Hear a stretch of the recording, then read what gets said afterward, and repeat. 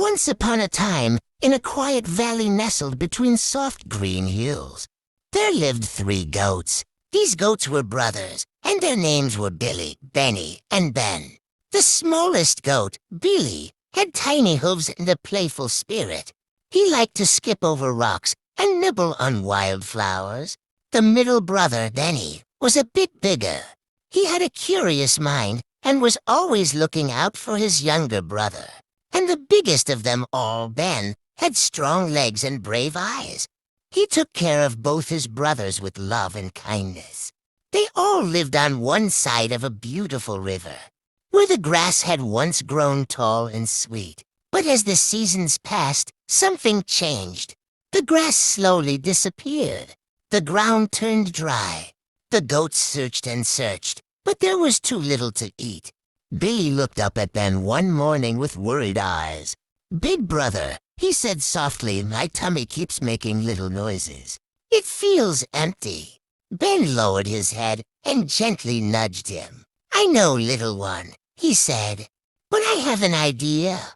Across the river, on the other side of an old stone bridge, the grass still grew thick and green. The hills sparkled with sunlight, and the air smelled fresh and sweet. But there was a problem. Under that very bridge lived a troll.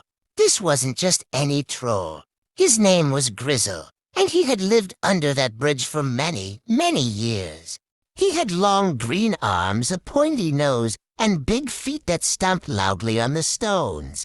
Grizzle wasn't mean by nature, but he had grown lonely and very, very hungry. Each time someone tried to cross the bridge, Grizzle would leap out, wave his long arms, and shout, "Who dares to cross my bridge?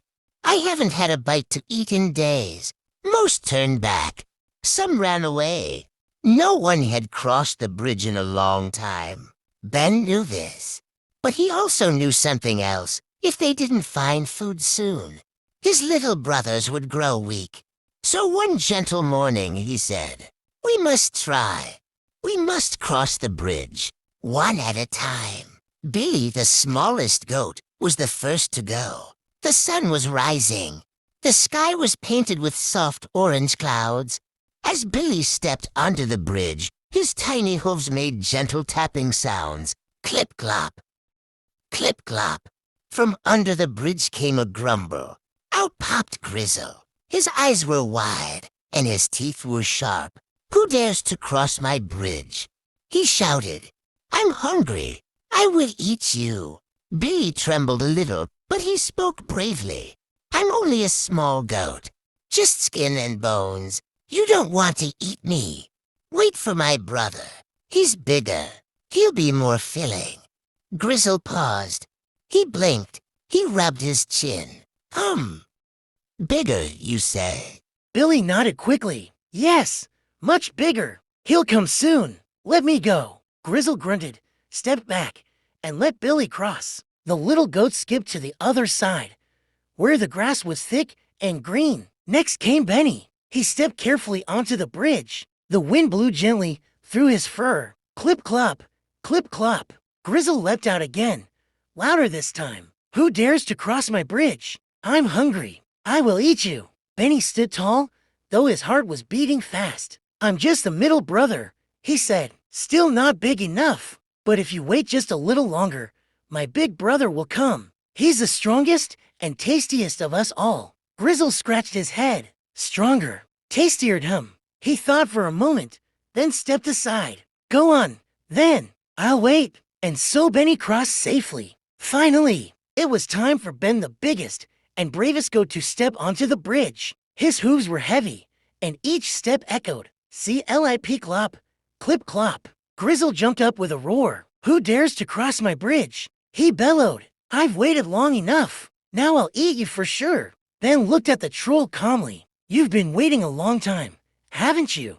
he asked. Grizzle blinked. "Yes, too long. And I'm hungry, very hungry." Ben took a step forward, then another, and another, until he stood face to face with Grizzle. But he didn't lower his horns. He didn't stomp. He didn't fight. Instead, he asked softly, "Why are you so hungry, troll?" Grizzle frowned. "No one comes this way anymore, he muttered. They all run when they see me. I haven't had a real meal in weeks. Only cold wind and river water. Ben sat down right there on the bridge. You scared them away, he said. But maybe you don't have to scare people. Maybe you just need a friend. Grizzle looked confused. A friend? He asked. But I'm a troll. No one wants to be friends with a troll. Ben smiled kindly. My brothers and I, we were hungry too. That's why we came. There was too little to eat on our side of the river. Grizzle looked at Ben, then at the hills behind him, then at the grass swaying in the breeze. He sighed. I didn't know. Ben stood up. Come with me, he said. We'll share the grass, and maybe you'll never be hungry again. Grizzle looked down at his big green hands. He felt something he hadn't felt in years. A tiny flutter in his chest. It felt warm, like hope. So, the troll stepped out from under the bridge, slowly, carefully, and for the first time in a long time. He smiled. The goats welcomed him on the other side. Billy even offered him a wild flower to eat. Benny showed him the softest patch of grass, and Ben lay down beside him in the sun. They shared the hill, they shared the food, and they shared stories. And so, in that peaceful valley, where a river flowed and a stone bridge stood strong, the goats and the troll lived happily, side by side, not just full in belly, but full in heart.